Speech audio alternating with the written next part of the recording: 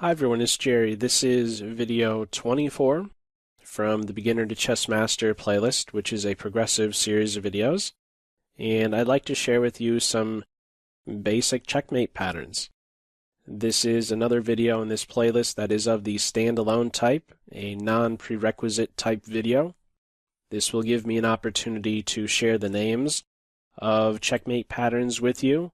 But what's more important than knowing the names is knowing what that actually looks like on board, so that you can better recognize these patterns in your own game, and so that you can see how the pieces interact with one another. I have exactly 17 examples to share with you in this video, covering a total of 5 checkmate patterns, namely the back rank mate, the hook mate, Anastasias Mate, the blind swine mate, funny name, and lastly, maybe the most popular checkmate pattern in the game, Smothered Mate. Before I go any further, I'd like to point out that these examples I'm sharing with you, I am pulling from the site elitechess.org/practice. If you would like to maybe go through these examples on your own first and then come back to see what I have to say and how I'm highlighting the board, etc., feel free to do that. I've included a link in the description for you. So with that said, I think we can simply go ahead and tackle these 17 examples. First one is the one we see here, covering the back rank mate. White is on move, and after the move rook to e8, it is said black just got back rank mated. Notice all these squares would be taken away, and well, that's the ballgame. One thing that we can also say about this position is that black is lacking a flight square. This is a term I have yet to cover. What is a flight square in the game? Well, if black had his pawn on h6, we can say black has the h7 square as a flight square. This is a square the king can run to so that he can avoid getting back rank mated. Not the case here. Rook e8 is mate. Let's have a look at another example of back rank mate. Similar pattern of pawns.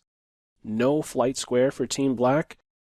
Black, well, even white in this position is vulnerable to getting back rank mated. If it was black to move, rook takes rook, and it would be white who gets back rank mated. White is on move, however, and there's a couple ways you can approach this one. Either queen takes rook or rook takes rook on move 1 will do the trick.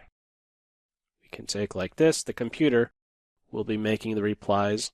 So if you're going through these on your own first, you may see some different moves being played, but anyhow, after rook takes rook here, we have another case of checkmate.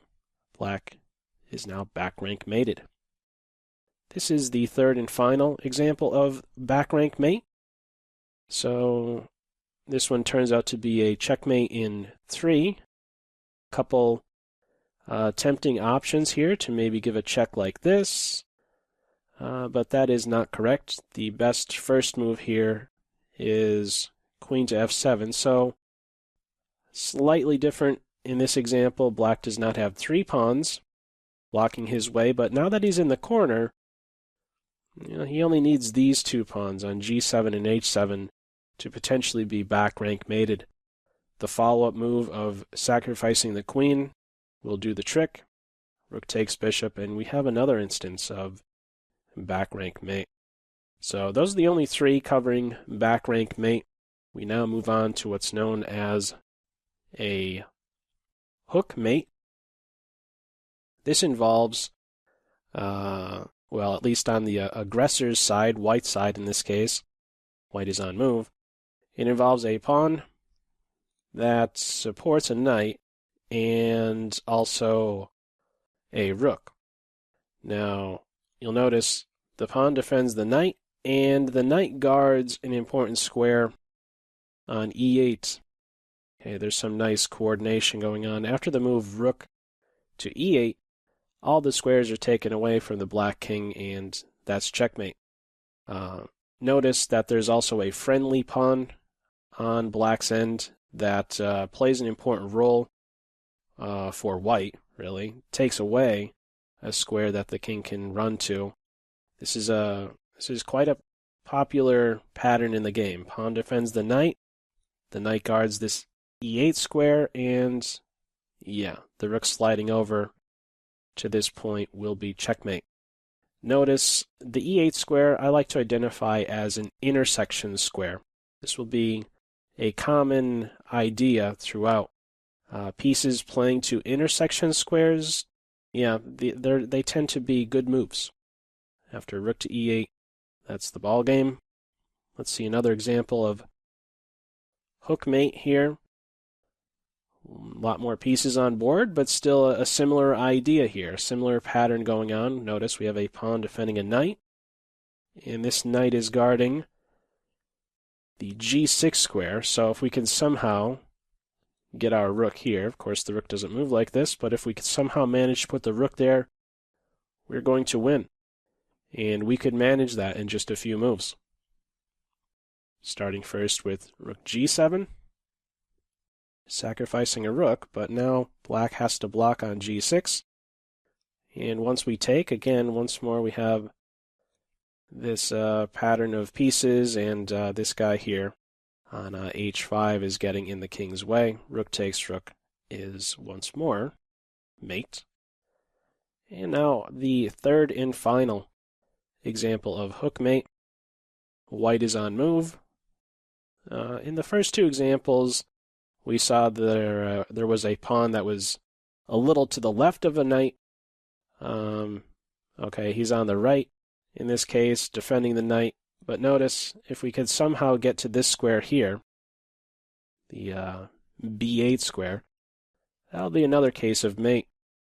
And we can force through that with a queen sacrifice. After queen takes bishop, if the king goes here, queen to b8 will be checkmate. What'll happen after king takes queen? Well, notice we can bring the rook down, and actually before I even make that move, the king will have a couple options, but regardless of where he goes, you'll notice the rook can go to d8 or even b8, and the knight is there supporting both, and both would be mate. So let's see where the computer chooses to go with the king.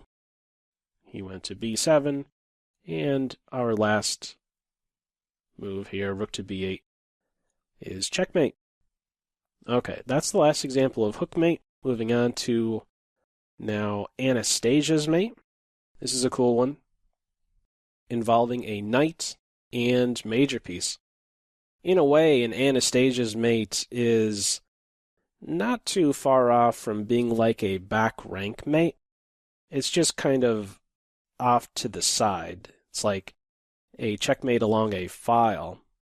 You'll notice from this position, first off, it's white to move. The knight is guarding these two squares, g8 and g6, and this pawn on g7 is in the king's way, so he can't step up. In a way, it's like there's no flight square for the king. They're all taken away, and we need only to control these three from this position, and a major piece, any major piece on any of these three squares will do the trick. In this case, rook to h5 is mate. Here's another example of Anastasias Mate, 4 examples total of Anastasias Mate. Similar situation, notice the knight controlling these two. And we can go in first for a queen sacrifice. So we can see a little bit of progression with these examples. We can take on h7, and after king takes queen, rook to h5, and that will once more be checkmate. And our third example, we first pivot the knight here, and sacrifice. and finally come over for this checkmate move. And the last example working now is Team Black. Hopefully we see the pattern here, we see the idea. Everything is kicking off with a knight guarding these two squares, and we have this one friendly pawn that is, well, really not so friendly for white in this case. That, gets in the king's way.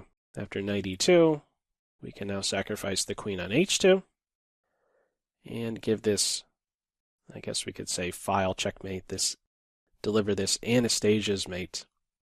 All right, that is the final example for Anastasias Mate. Moving on to the second last one, the blind swine mate. I like to call these guys pigs when they are on the 7th rank. They're hungry pieces. There's often a lot of enemy pawns that they can be eating. And in this position, we have a checkmate in 3. 2 rooks on the 7th. Hungry pieces. They mop up these two. And notice that the rook on f8 is getting in the king's way. After this rook plays here, that is checkmate. Another example of the blind swine mate. First we play rook g7, and now we get a second rook on the 7th rank, and now there's just computer-like moves to delay the eventual checkmate, which involves once more having the rooks on these two squares, guarding all 4. There's not much that black can do. We can take the knight, take the rook, and eventually we're going to be able to force through a similar pattern, checkmate on board. One final example, and white is on move here. We can capture on f7, and if rook takes pawn, we would play a check. The rook would have to return to f8, and we would take the rook for checkmate. Let's see what black does, though. Let's see what the computer chooses to do. Gives a check. Okay. If we take here, this is allowing the knight to move, and there would be a discovered check. So just to avoid all of that, we can make a king move. There is no fear of the pawn trying to score a touchdown because all of white's moves are hitting with check along the way, and eventually checkmate. So let's just play king h3, get out of any harm's way. And okay. The rook makes a move, we give a check, and hopefully we are seeing this little pattern. We're seeing how powerful 2 rooks on the 7th can be. Okay. That's going to do it for blind swine mate. We've come to the last one. This is highlighting the smothered mate. This involves a knight delivering the final blow. And what are some visual cues? Well, the enemy king. His movement is restricted greatly by his own pieces. There's no square he can move to in this position type. Knight f7 and simply checkmate. Let's have a look at number 2, the second of 4 examples for smothered mate. We can force through a checkmate, first capturing on h7, and once more. There's now no safe square for the king. Knight f7 is checkmate. Another variant of this. This is a pretty cool one. Sacrificing the queen on g8. This forces rook takes queen. The bishop is guarding g8, so after queen to g8, the king cannot take the queen. And once more, we're seeing the king really boxed in here. The knight lands that final blow for mate. And this is the final example of smothered mate. And maybe, even though this is a little bit more involved of a pattern, a little, well, let's say more moves deep, in this example, this is maybe more common than any of the first few that I've shared with you. The knight working in combination with queen, they're a very powerful attacking duo. Let's see how white can deliver checkmate here. This happens to be a checkmate in 6. And the first key move here is knight to c5. He sits well on any of these squares. These key 16 squares, a knight on c5 is very good. This is delivering a discovered check by the queen. Computer is prolonging this mate for as long as possible. Blocking first with the queen, we simply take. And let me just point out that after we take here, if the king goes to this square, queen here, notice this intersection square on d7, the knight and queen focusing on that square, that would be mate. King is not going to go there. King here, queen there is mate. What do we do in this position? Well, first we give a check. Black only has one move. And now a follow-up double check. Knight to b6. Both queen and knight will be striking at the king from that position. Once more, if the king goes to d8, queen here will be mate after this move. He's going to b8, however, and now we have a queen sacrifice. This is, again, setting up a smothered mate. Queen now sweeps in to c8, forcing rook takes queen. And we once more get to land that final blow with the knight.